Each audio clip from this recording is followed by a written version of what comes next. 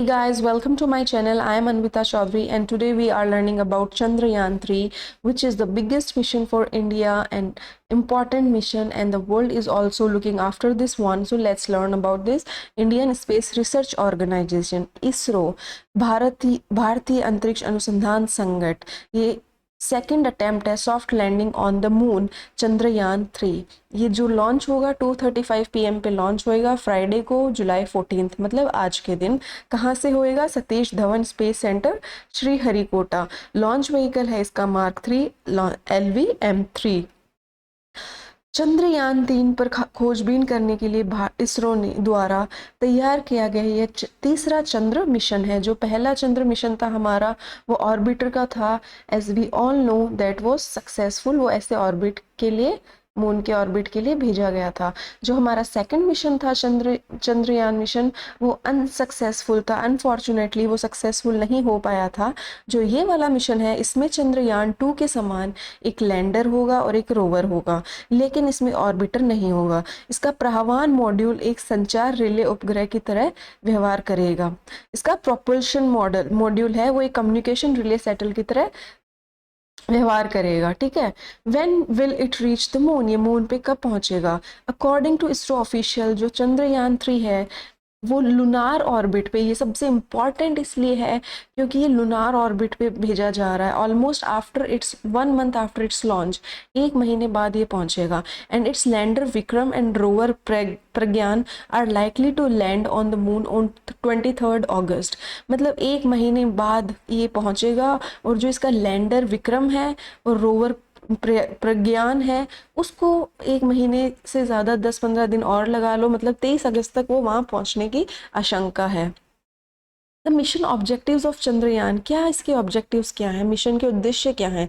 चंद्रमा की सतह पर सुरक्षित और सॉफ्ट लैंडिंग का प्रदर्शन करना पहला नंबर है।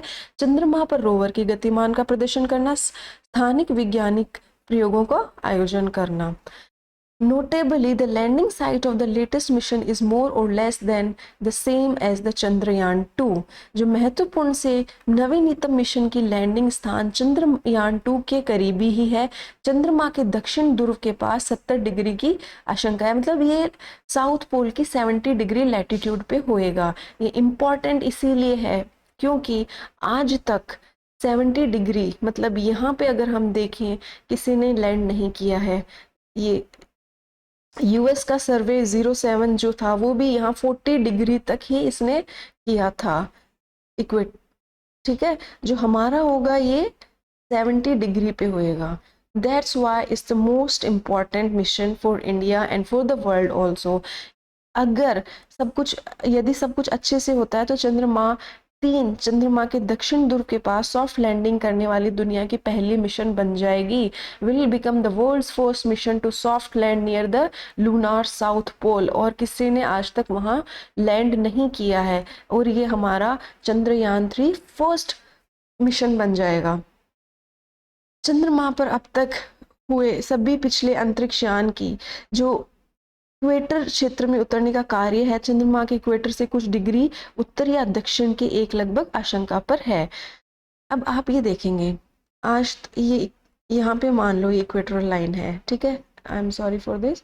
यहाँ पे 0 डिग्री पे ये होता है, ये 0 डिग्री, ये नॉर्थ लैटिट्यूड है, ये साउथ लैटिट्यूड है।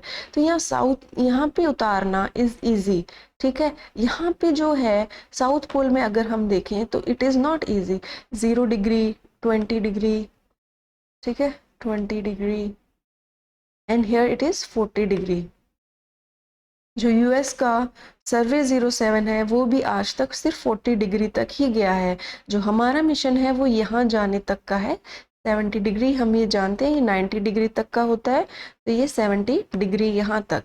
ये इसलिए ये मिशन इतना ज़्यादा इम्पॉर्टेंट है जो साउथ पोल में होएगा। ठीक है।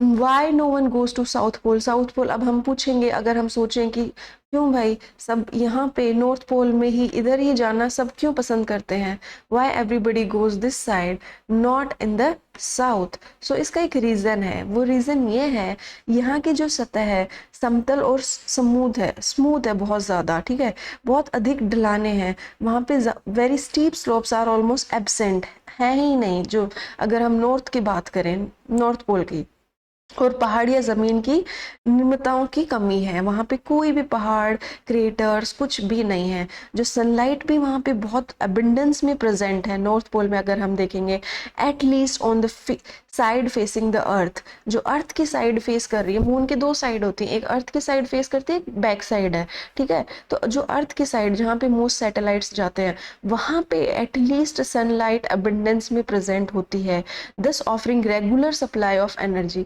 वहाँ पे सूर्य की रोशनी वहाँ प्रचुर मात्रा में होती है, कम से कम धरती की और मुख की ओर, जिससे प्रोत्साहित उपकरणों को नियमित ऊर्जा की आपूर्ति मिलती रहती है, जो वहाँ पे इंस्ट्रूमेंट्स हैं उनको पावर सप्लाई मिलता रहता है बिकॉज ऑफ सनलाइट। और it is easier and safer to land near the equator, equator के पास उतारना आसान और सुरक्षित होता है, इसलिए सब वहाँ पे नॉर्थ पोल में इक्वेटर के आसपास उतारते हैं। यहाँ ज़मीन और तापमान बहुत अधिक अनुकूल और सुविधाजनक है, बहुत ज़्यादा हॉस्पिटेलेबल है, जो उपकरणों को लंबे समय तक स्थायी और कार्यात्मक चलाने के लिए मददगार होता है। यहाँ पे जो इंस्ट्रूमेंट्स होते हैं वो लॉन्ग टाइम तक सस्टेन कर पाते हैं because of the temperature, because of the sunlight, जो इसलिए मोस्ट ऑफ द सैटेलाइट्स वहीं जाती हैं। The polar regions of the moon however are very different and difficult terrain, जो जहाँ हम जाने की बात कर रहे हैं लूनार में, साउथ पोल के अंदर, वहाँ पे बहुत ज़्यादा डिफिकल्ट और कठिन भूमि होती है, वहाँ पे ध्रुवीय क्षेत्र में many parts line that completely dark होता है, वहाँ पर सनलाइट पहुँचता भी नहीं है, टेम्परेचर जो है वो 230 डिग्री सेल्सियस के नीचे भी जा सकता है, कई हिस्से पूरी तरह से अंधकारित क्षेत्र के स्थित होते हैं, यहाँ सूर्य के कभी नहीं पहुँचता है, और तापमान 230 डिग्री सेल्सियस से भी नीचे जा सकता है, इसलिए it is not safe to land here where we are landing now, ठीक है। Lack of sunlight, extremely low temperature, सूर्य की कमी और अत्यंत कम तापमान ये यंत्रों को संचालन में कठिनाई पैदा करता है, create difficulty in operation of instruments. In addition there is a large craters, बहुत विशाल क्रेटर है वहाँ पे, जिनका आकार कुछ सेंटीमीटर से लेके कई हजारों किलोमीटर तक हो सकता है। अगर हम यहाँ देखेंगे, ये देखो, अगर हम यहाँ देखें, ये क्रेटर्स हैं, यहाँ पे सनलाइट पहुँचना ही मुश्किल है, पहुँचते नहीं है, ये गड्ढे ही गड्ढे हैं यहाँ पे बहुत। अगर आप मून पे देखो साउथ पोल की side, so it's very rough, not easy landing there, so that's why people हमेशा नॉर्थ पोल या इक्वेटर के पास ही लैंड करना प्रेफर करते हैं। Why this mission is so important, ये मिशन इतना इम्पॉर्टेंट क्यों है? क्योंकि due to rugged environment the polar region of the moon have remained unexplored, चंद्रमा के ध्रुवीय क्षेत्रों के कठिन माहौल के कारण इनका अनुसंधान कभी आज तक हुआ नहीं है, ये एकदम अनएक्सप्लोर रहा है, तो ये इसलिए इम्पॉर्टेंट है क्योंकि कभी आज तक एक्सप्लोर किया ही नहीं गया है। तो भारत ने ये पहला अपना निवेश लिया है, भारत ने सोचा हम करेंगे, सो इसलिए ये एक्सप्लोर कर रहे हैं, इसलिए ये Chandrayaan 3 is very important, but several other orbiter missions have provided evidence that these regions could be very interesting to explore। लेकिन कई जो ऑर्बिटर मिशनों ने साबित किया है कि इन क्षेत्रों को अन्वेषण बहुत रोचक हो सकता है, इसका बहुत इंटरेस्टिंग हो सकता है।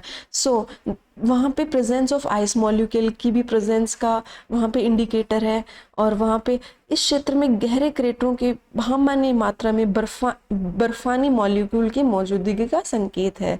जो भारत की 2008 की चंद्रयान मिशन 1 ने अपने 2 यंत्रों की मदद से चंद्रमा की सतह पर पानी की मौजूदगी की पुष्टि की थी, indicated the presence of water, deep craters in this region indicated the presence of water, presence of ice molecule, इसलिए ये मिशन बहुत ज़्यादा इम्पॉर्टेंट है। So thank you so much for watching, hoping कि हमारा ये मिशन बहुत सक्सेसफुल हो, और all the best to you all.